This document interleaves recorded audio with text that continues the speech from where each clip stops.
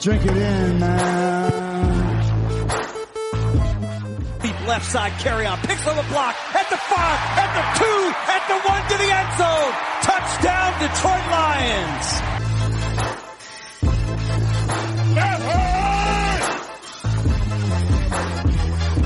Drink it in, man. Get up, Stafford throws. It is end zone. Caught! Oh, baby, what a catch! Kenny Galladay, you're a freak! What a catch! Touchdown, Detroit Lions!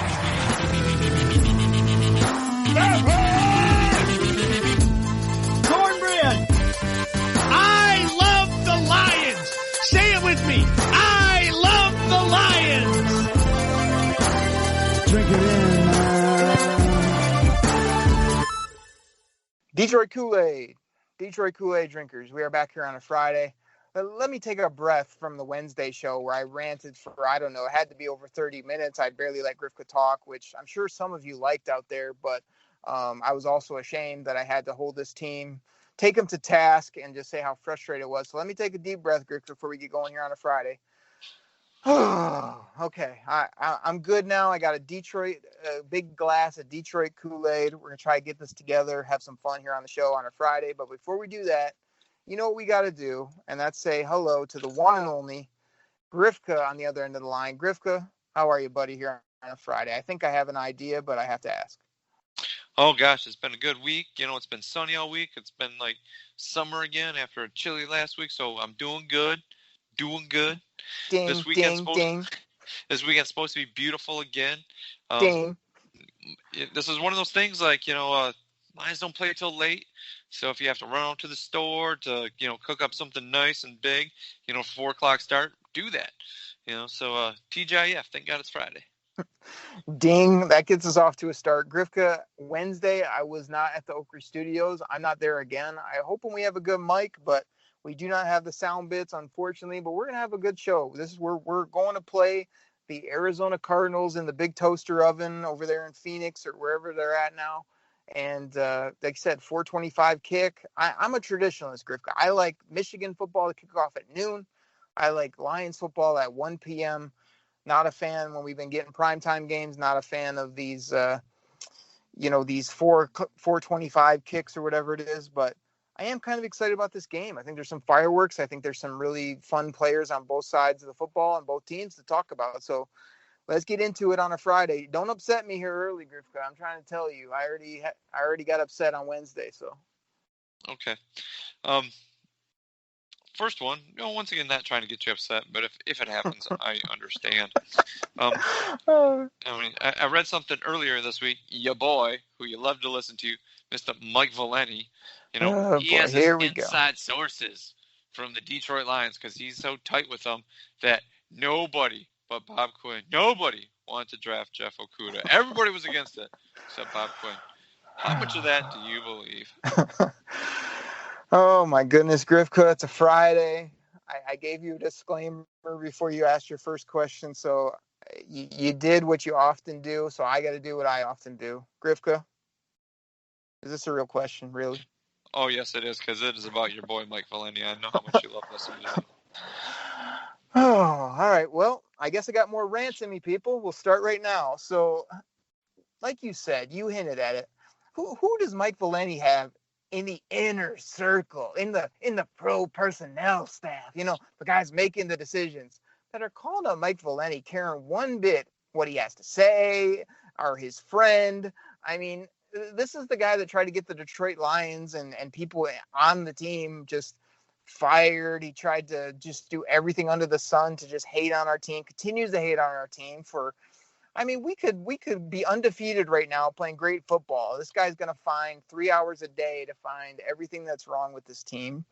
And the fact that anybody's going to be giving him inside trade secrets and they're not going to be giving those to, I don't know, Adam Schefter or to who's the man now, Tom Pelissero of NFL Network. I mean, some of the bigwigs, they're going to go to Mike Valenti of 97, won the ticket. Come on now. I think this was just, Mike Valenti knows the Lions are down. He knows even people like me have been pissed with the way they've played and are just upset left, right, and center. So what does he do? He comes on his radio show. He floats some ridiculous inner workings thing that I would just love to know who that is one of Bob Quinn's right-hand men that's like sitting here, oh man, this has got me so frustrated. You know what I'm going to do?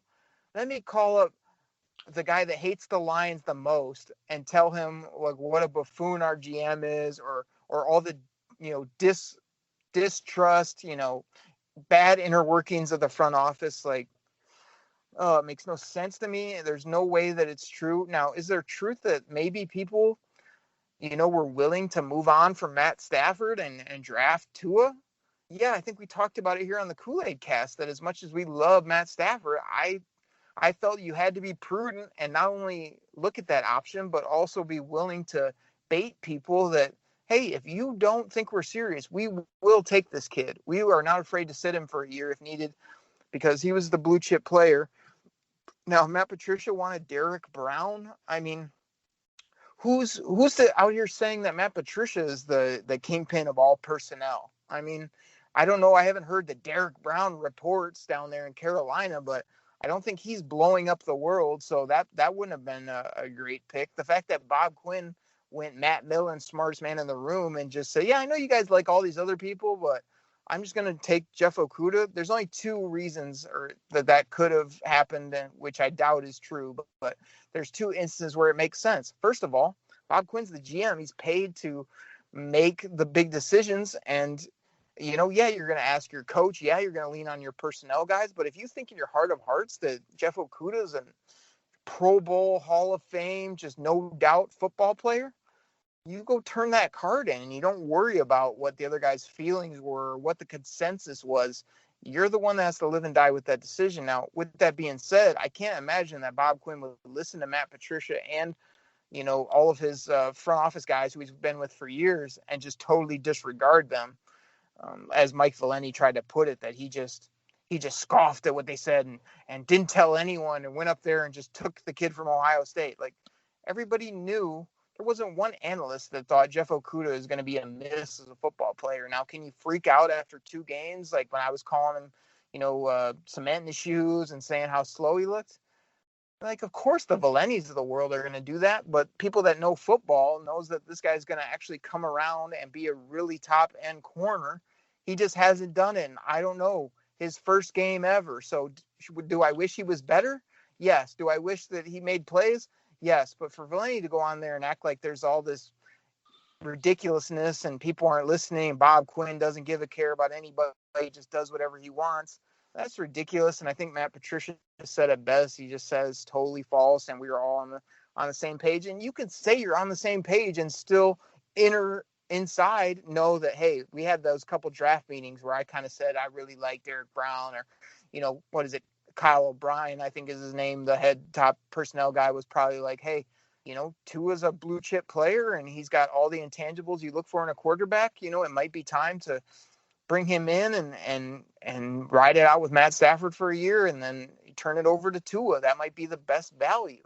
So I could see all those things happening, but I think it was much more so just general draft discussion. People had their own opinions. What happens? Oh, I don't know. The GM makes the final call. And right now, that's Bob Quinn. Anybody that's writing off Jeff Okudah as a football player after his first start and as a, he didn't play in week 1 because he wasn't ready. Like, that's just rumor and innuendo, and that's just assuming things. I mean, the guy said he had a hamstring issue. They didn't have any fall camp, so he's played 1 game, and he wasn't that good. I'm not going to hang him out to dry and look at every other player that's playing out of their mind in the top 10 and hold him to that fruition. So there's a lot to hang on to there, Griff. But what I'm telling you is Mike Valenti has no idea what he's talking about. He's making that up for ratings, just like he does when he rags on the Lions, no matter how good they are.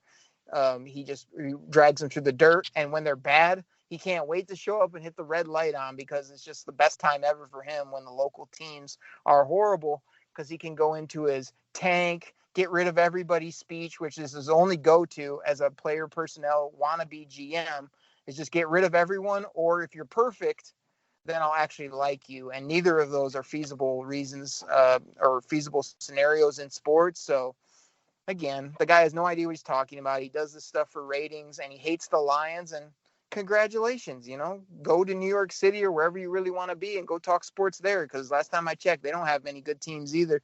So, maybe it's you, Valenti. Maybe where your teams or wherever you're at, maybe you're the reason that there's issues here in Detroit. So maybe we can just get him to go away, Grifka, and all things will be better. Maybe we can make that happen.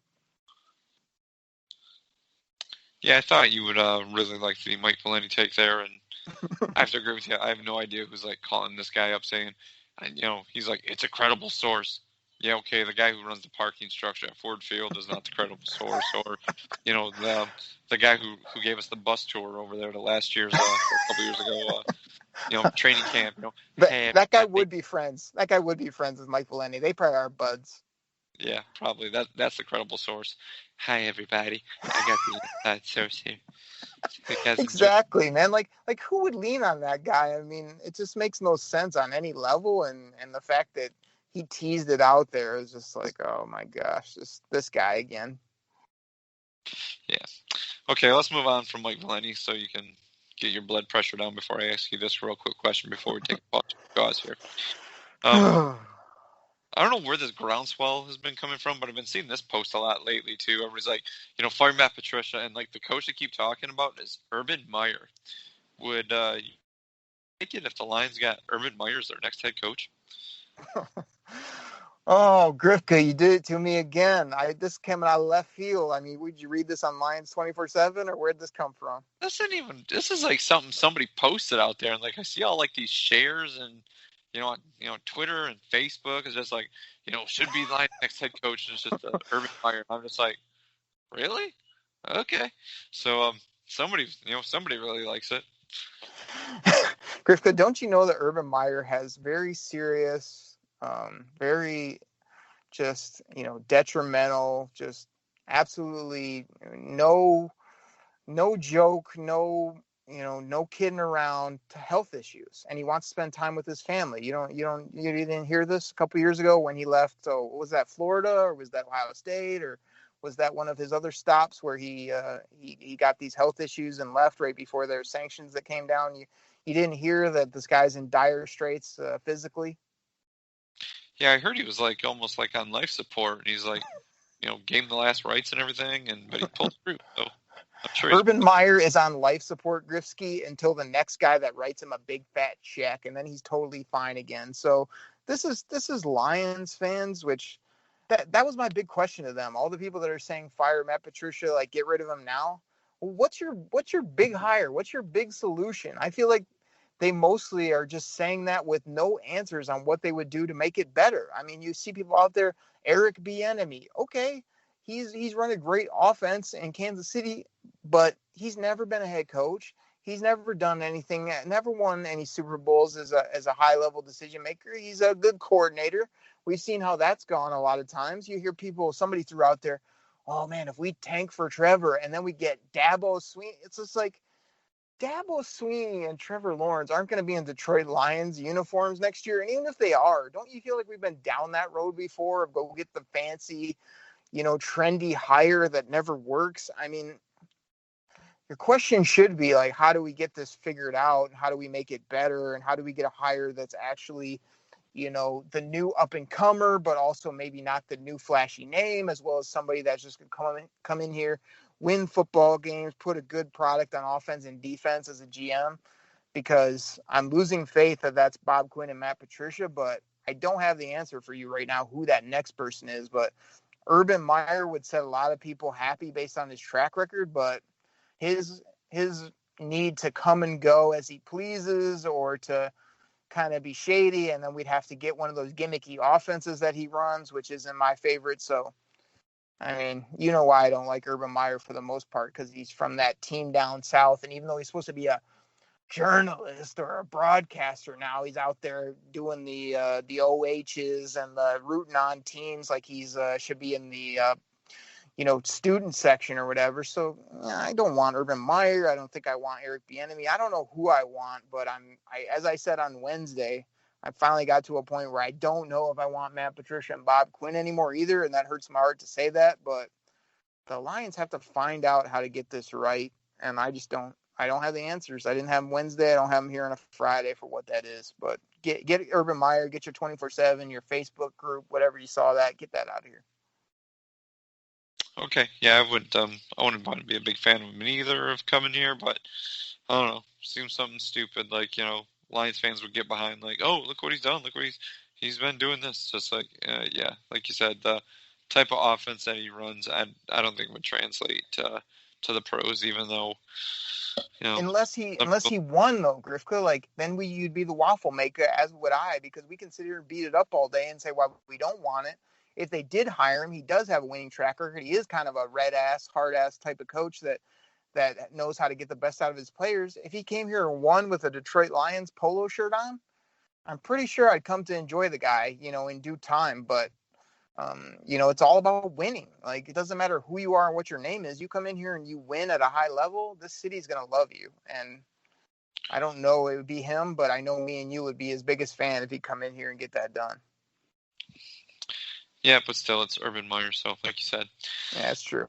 Let's do this. Let's take a pause for the cause, pay a couple bills, and then come back and talk about these Arizona Cardinals game that the Lions have coming up on Sunday. Sounds good, everybody. We'll be right back.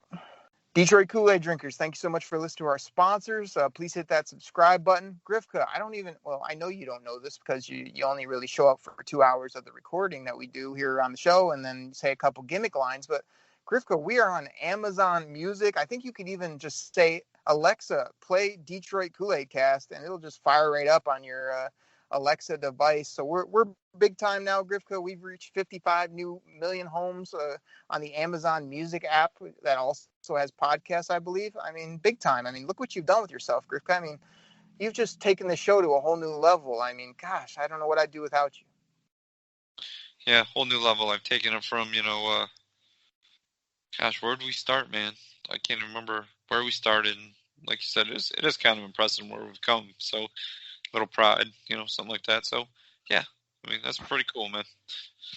Grifka, that's where you're supposed to do your gimmick about how you're the face of the show and you put in all the hard work and you're the star, all that stuff that you always say to me, even though nobody believes it. Yeah, but I want to take a step back. I know you do that, man. So, kudos, dude. Kudos. I'll give you that tagline right there. It is kind of. We hope we reach more people. Everybody, too. We'll tease this. We don't know if we're going to debut it, but there may be a new Detroit Koolaid Cast logo that might pop up on your podcast platform here at some point. We're workshopping a few things. Might have a new creative look here in the future. And Grifka, if the Lions start ripping off some W's, we might have to get that out there quicker than fast so that we can flip over a new script. And I know you got some ridiculous. You've already fired me up in the first part of the show. You're asking me about Mike Valente, 97.1, and their horrible spin they put on the Lions. You threw out Urban Meyer's name, which is something that should fall in that category of the sport we shall not speak of on this show. What do we got here after the break? I know we got to talk some Cardinals, and I'm sure you have something else that's just gonna. I'm trying to have a good show. I want to pour out some Kool-Aid, but I just have an inkling that you're gonna ask me something else that's gonna get me on another rant today. What do you got? Yep, let's do it. I mean, I'm talking about the Cardinals here. Oh, boy, here we go. And, for some, I mean, they're getting love. They have a couple wins this year. Beat the 49ers, and they went out and beat the crap out of, gosh, who did they play last week? They just dog whipped the crap out of that team, too. It doesn't matter who they play. We don't care. They're playing the Detroit Lions. What do you got? Bring it. Once again, I mean, Kyler Murray, man, getting all this love, man. Is he really that good? I mean, yeah, he's done a couple things. He had a nice touchdown run last week, but still, I mean, ultimately, I think if they face like an awesome defense or not even a decent defense, I mean, it was like, 49ers defense. 49ers defense ain't that good. Okay, let's pump the brakes on that. But, I mean, really? I mean, is he really that good? Grifka, before I get to your question, I mean, if you're going to say somebody ain't that good, I mean, what would be a synonym for that the people might enjoy here on the show? Yeah, he ain't that great. Ding, ding, ding. Exactly. So I'm about to tell you why he's not that great. Now, I love fantasy footballs. You hear everybody, Kyler Murray's the MVP candidate. Kyler Murray is the guy. I remember having shows a year and a half ago, 2 years, whatever, when he was coming out, and I said, this guy's either going to be a short midget that can't play or he's going to revolutionize the game.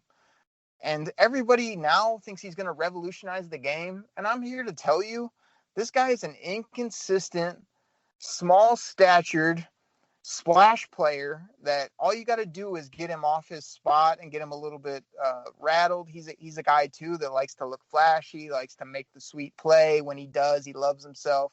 But the Lions were grimy against him his first game where they choked away a lead. They had him all bottled up. He was like, oh, that was his first game ever. He's come a long way.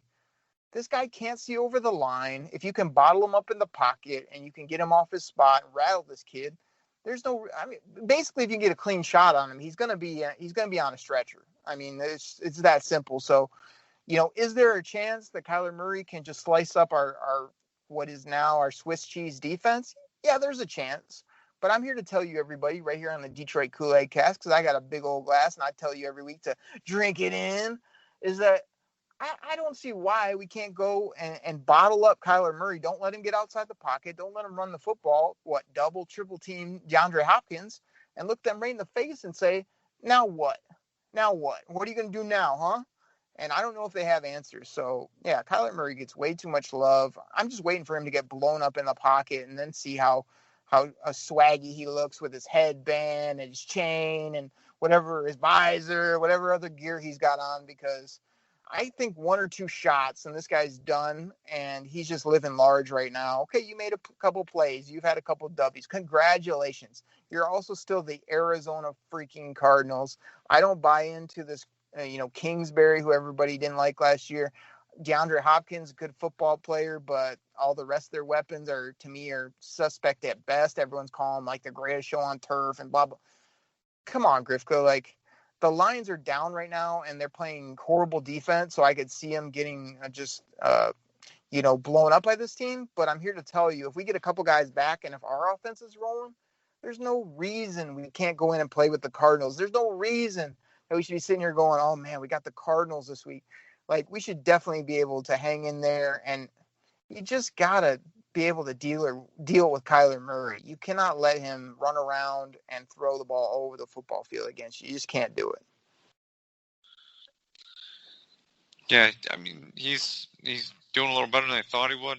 I was right with you there. I thought he was kind of a gimmicky quarterback. I mean, he's a hell of an athlete, but I think in the long run, people are going to figure him out. He's not going to do that. I think everybody's going to try to compare him to Lamar Jackson in Baltimore. Jackson's a little bigger. I think he's got a better arm. I think he's also a little more shifty. But that's one of those things, like those quarterbacks like that, they tend to depend on their feet, when stuff starts to break down. And like you mentioned, if you keep them in the pocket and don't give them any gaps to run, they're not going to hit you like deep with anything. So I'm there with you. I mean, I still think he's okay, but people are going to fall in love with it, saying all this stuff, and like you said, revolutionize the game. Everybody wants to have Lamar Jackson now, and everybody wants to have that Kyler Murray type guy, and it's just I don't know. It's still going to be like GMs aren't going to want their quarterbacks out there scrambling around, getting blindsided by linebackers or DBs down the field. So I'll take a pocket passer that has some escapability and can move a little bit, as opposed to somebody after their first read is gone, they're totally breaking down the field and looking to go in depending on their feet. So let me say this, everybody out there, look at Kyler Murray's baby hands on Sunday. This looks like the football is too big for him when he has it. He gets real sloppy with his mechanics. He's also a guy, like I say, yeah, he can prance around, but we held him in check last year, and this is where Matt Patricia has to come into play and scheme up a way like he did against Pat Mahomes last year to say, okay, you guys think you can throw it all around the yard. We've been getting sliced on passing defense. This is where he has to scheme it up.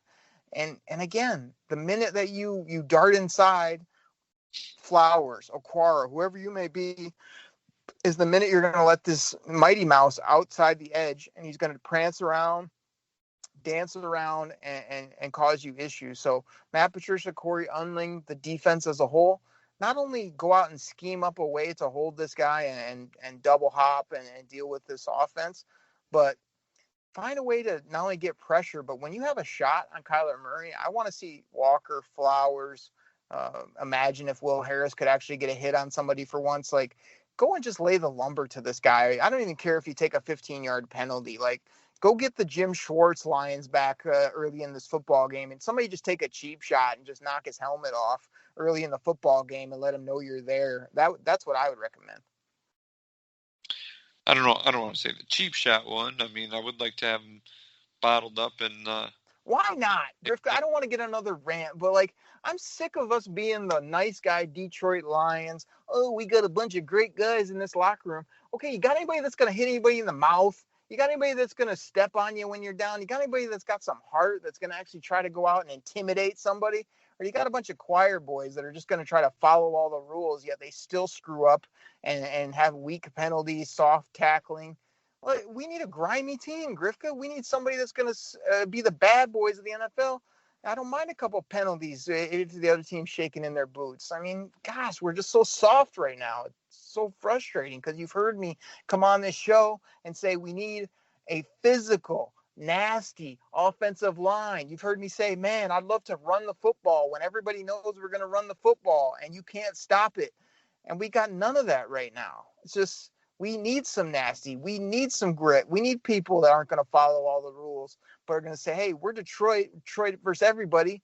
We're here. We ain't going anywhere, Kyler Murray. We're here for 4 quarters, and you're going to have to deal with us. And if they have that type of mentality, I think they have a chance in Arizona.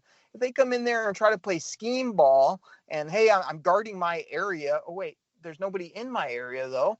It's going to be the same thing we've seen the first 2 weeks where guys just running free all over the field. It might be another 40-burger put up on us. So what are you going to do, Detroit? You going to show up and be tough? Or are you going to sit back and try to follow all the rules, be the nice guys, and get wiped the floor with you? They're going to wipe the floor with you in Arizona, of all places. Come on, man. So let's do this. What do you think the Lions have to do to win this game? I mean, what are they going to exploit on the Cardinals defense to come home with a W maybe? You just heard me. It starts with defense. It's a hit early that gets everybody shook up. It's a turnover. I mean, how many times I got to say if you turn the football over and don't turn it over, you win football games? Well, the Lions have a propensity to turn it over and not get a turnover ever. So you might want to turn the football over when you go to offense. This is a Matt Stafford game, in my opinion, where I'm holding him to the highest standard. I mean, there's a couple playmakers on their defense, whether it be the new kid Simmons or you've got Budda Baker. Not a ton of other guys I can really speak of. Chandler Jones, a guy that gets after the quarterback a lot. But Matt Stafford, if you can't throw the football around in an empty, I believe it's going to be empty, Arizona toaster oven down there in perfect conditions with probably Kenny Golladay back. I'd assume he's back up and rolling. DeAndre Swift's lethal in the passing game, Grifka. Every time he's been thrown to, except the one time that he should have caught it to win the game, this guy's got Velcros for hands. He's unguardable when he comes out of the backfield and a linebacker has to deal with him.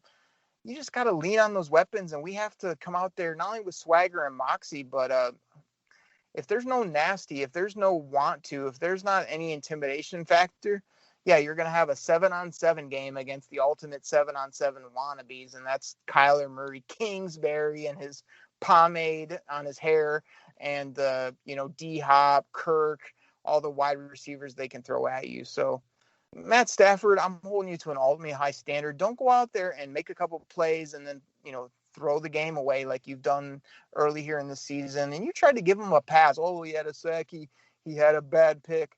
Like, yeah, it's about time we start saying, yeah, hey, it's year 12. You might want to stop that, and we need you to play really good football. We also need other guys to step up because it's just been lackluster to me. Like, even when we get a good player, either Hawk or Swift or AP or whoever it may be, I mean, Cephas made a few plays, Marv's done some things, but until you get these guys playing at an optimal level, it's just going to be the same old, oh, there's a couple good plays and then a bad play that costs you points or that gives the Cardinals, the momentum. You got to seize the momentum. You got to seize the moment. You got to snatch these victories from people because nobody's coming out scared of the Detroit Lions right now. Nobody's coming in going, oh, man, these guys are going to, punch us in the face and take their candy. Ding. They're just saying, oh, this is another soft team. Come out there, do whatever we want, and be able to stop them enough on defense because Matt Stafford hadn't been able to put 4 quarters together yet in 2020 where he's slicing and dicing people. And if he doesn't do that, you're going to fall short, on the scoreboard most weeks. Okay. And one last question before I have finish off with kind of a side topic. What running back do you think the Lions try to feature this week?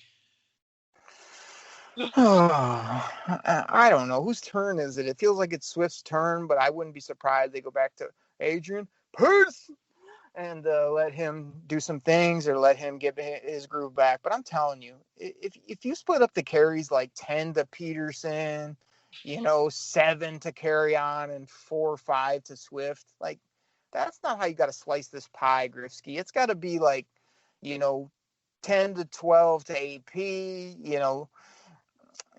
catches and runs got to be more in the like 8 to 14 for Swift, and then carry on is that guy in the middle right now. If you can find plays for him that work, great. I'm not opposed to him as a talent or as a player, but he's not the guy I'm trying to get the football to in the run game anymore, for the most part. Swift's more dynamic across the board, and AP's just that nasty vet I'm talking about, that he's coming there to run you over. As long as he protects the football, I'm still worried about the Adrian Pearce fumble that I know is coming in a dire straight moment where he's going to fumble, because that's kind of what he does.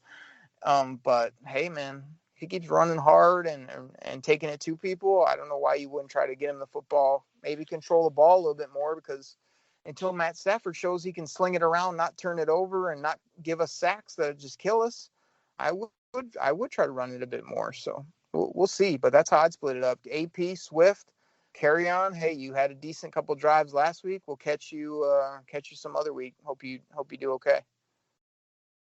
Okay.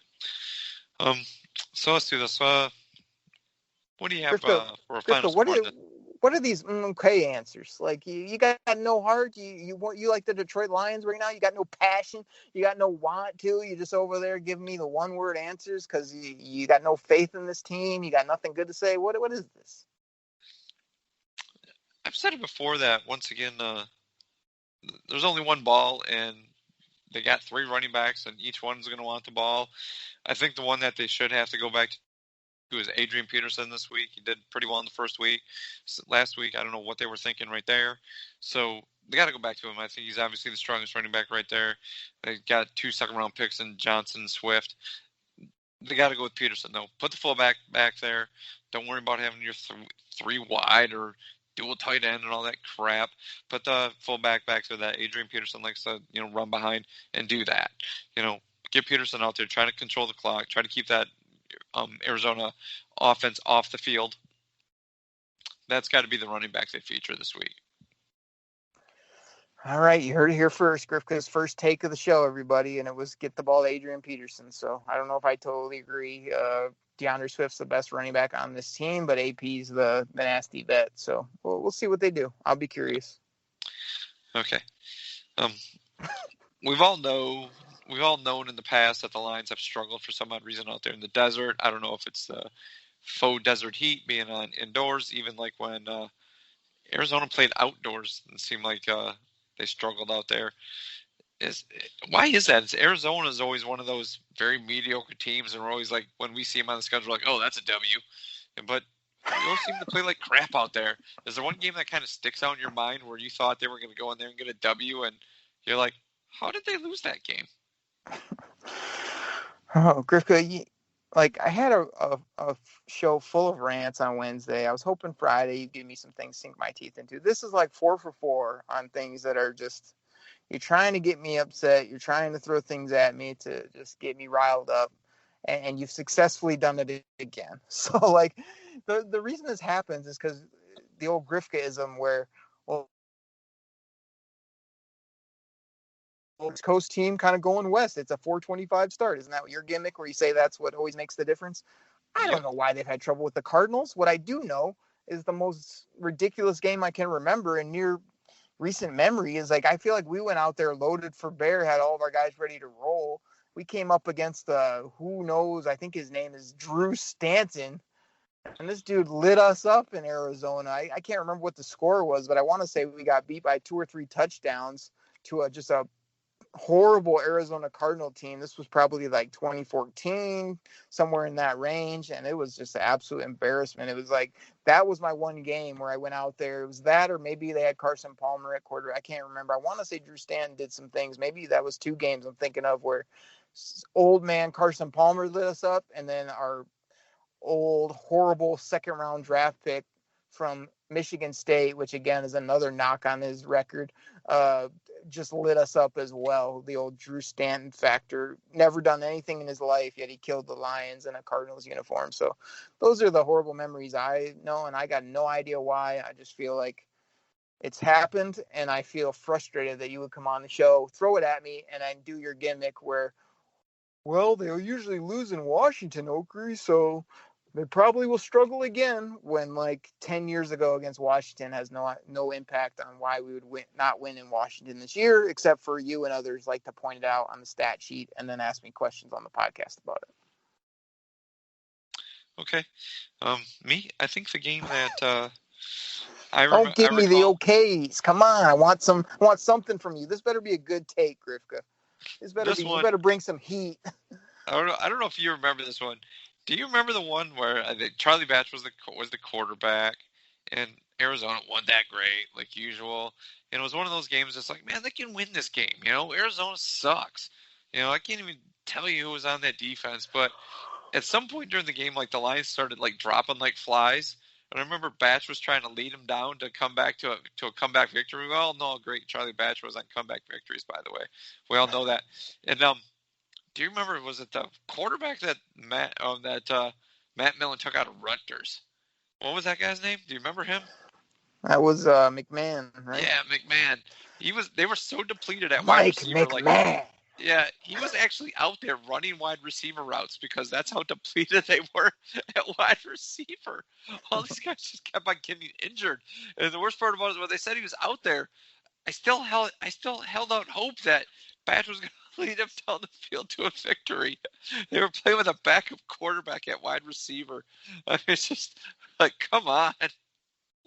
Oh gosh, that's being a fan right there. That's like not even like, dude, they still have a chance. They had a backup quarterback out there playing wide receiver, and it's not like they converted him. No, he went into the game as the backup quarterback. He was the number 2 on the depth chart at the start of the game, and they had to put him out there at wide receiver. Grifka, you act like this is an anomaly. The Detroit Lions have ran out. That's the funniest thing. Why is it so funny though? They made Josh McCown a full-time wide receiver. He was a quarterback too. They had Mike Furry on this team who was sweeping floors somewhere, and he ended up catching 100 balls for us. Like, why is this surprising to you?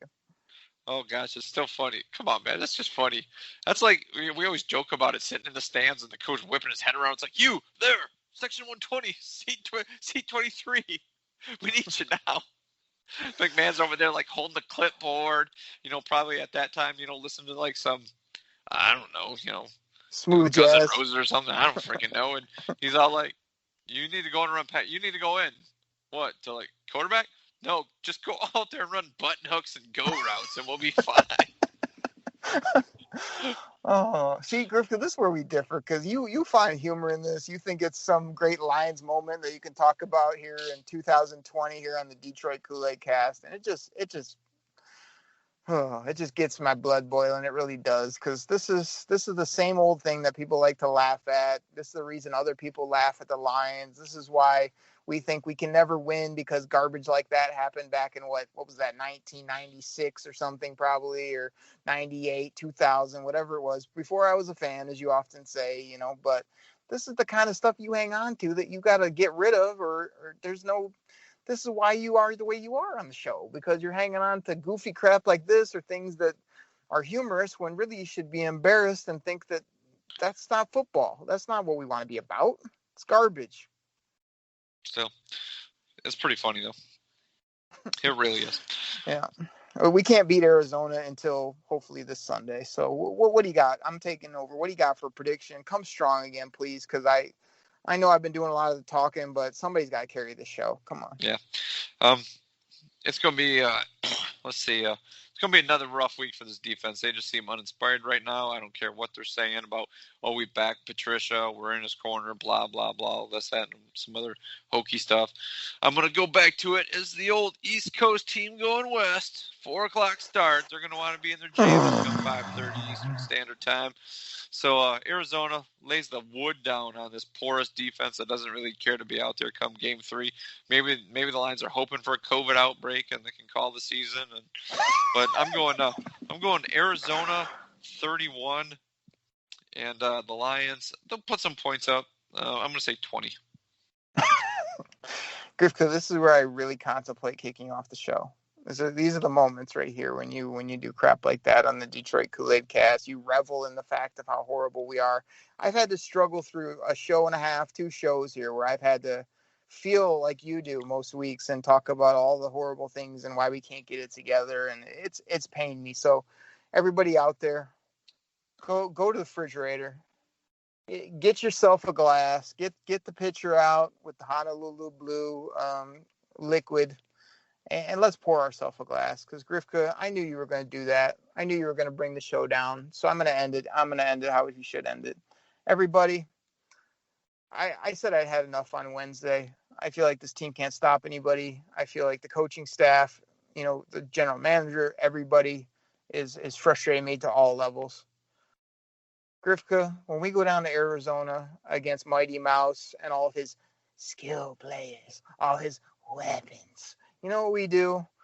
This whole defense somehow comes together. I'm predicting that we turn the football over 2 to 3 times, or we create 2 to 3 turnovers. Matt Stafford lights it up, plays almost a perfect football game. Lots of skill players making plays for the Lions. They're going to pull it together, Grifka, and going to come out of Arizona with a W. People are going to be feeling better. I'm going to be able to come on here next Wednesday and say, look, they got some things now we can hang our hat on. They got off the schneid. They showed Arizona they're, I don't know, not that great. And they come out with a dubski, and that's how it's going down. So my score is going to be 31 for the Detroit Lions, 24 for the Arizona Cardinals, a nice little 7-point dubski. And hopefully it's not even close. Hopefully we stay ahead, we keep ahead, and we get this W. So that's how it's going down, everybody. Drink it in. You know you love it. I'm back. We got a dub for the Lions. Grifka's doing what he normally does, which is until they really play well, he's going to hate this team, even though he says he loves this team. Grifsky, Waffle Maker, I'm going to ask you one last time.